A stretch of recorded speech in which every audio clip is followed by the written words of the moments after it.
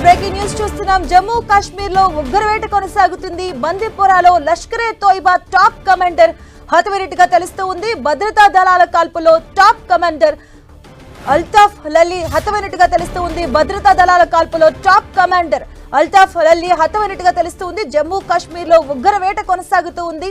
జమ్మూ కాశ్మీర్ లో situation tension వాతావరణం కనిపిస్తూ ఉంది. భద్రతా దళాల కాల్పులో టాప్ కమాండర్ అయినటువంటి అల్తాఫ్ అలీ కూడా మరణించినట్టుగా తెలుస్తుంది. లష్కరే తోయిబాలో టాప్ కమాండర్ గా ఉన్నారు. ఆయన హతమైనట్టుగా తెలుస్తుంది. భద్రతా దళాల కాల్పులో టాప్ కమాండర్ హతమయ్యారు. రైట్ గోపి.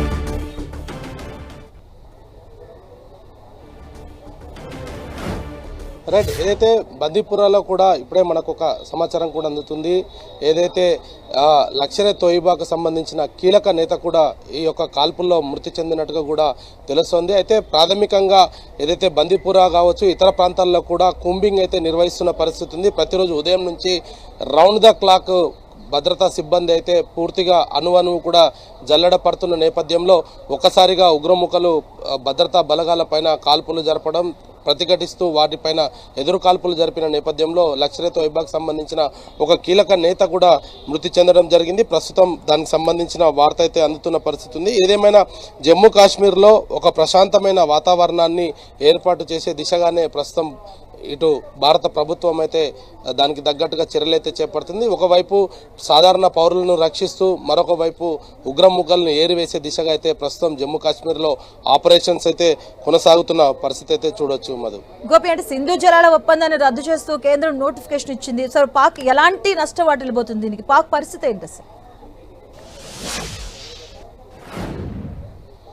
రైట్, ఖచ్చితంగా ఈ యొక్క సింధు జలాల నిలిపివేత పైన పాకిస్తాన్ పైన ఆర్థికంగా అదేవిధంగా అక్కడ ఇప్పటికే పాకిస్తాన్ చాలా ద్రవ్యోల్బణాన్ని ఎదురు చూస్తున్న పరిస్థితి అయితే కనపడుతుంది.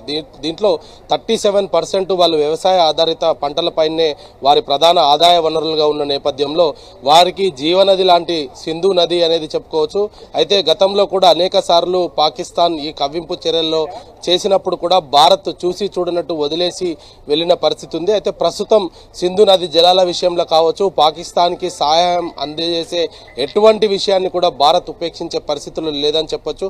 ఇప్పుడు సింధు నది జలాలను ఆపివేయడంతో ఇమ్మీడియట్గా ఎఫెక్ట్ లేకపోయినప్పటికీ పాకిస్తాన్ని ఆర్థికంగా పూర్తిగా దెబ్బతీసే పరిస్థితి అయితే వస్తుందని చెప్పుకోవచ్చు. ఒకవైపు పూర్తిగా పంటలపైనే వ్యవసాయ ఆధారిత ఆదాయం పైనే 37% ఇప్పటి వరకు కూడా పాకిస్తాను ఆదాయాన్ని ఆర్జిస్తూ వస్తున్న పరిస్థితి ఉంది. దానికి ప్రధాన వనరులు సింధు జలాలే అవ్వడము. అయితే 69లో ప్రపంచ బ్యాంకు మధ్యవర్తిత్వంతో ఏర్పాటు చేసుకున్న ఈ ఒప్పందంలో ఈ సింధు జలాల పైన సంబంధించిన